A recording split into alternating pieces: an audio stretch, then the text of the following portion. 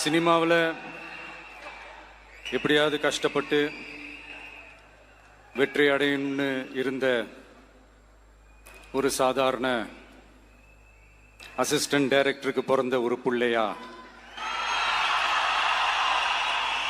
எனக்கும் வாழ்க்கையில் வறுமைனா என்னன்னு எனக்கு நல்லாவே தெரியும், பசினா என்னன்னு எனக்கு நல்லாவே தெரியும்.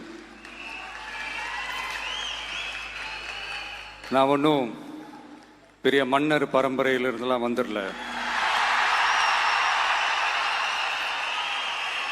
உங்களை மாதிரி தான், உங்களில் ஒருத்த மாதிரி தான், உங்க குடும்பத்தில் ஒருத்த மாதிரி தான், உங்க புள்ள மாதிரி தான், உங்க மகன் மாதிரி தான், உங்க அண்ணன் மாதிரி தான், உங்க தம்பி மாதிரி தான்.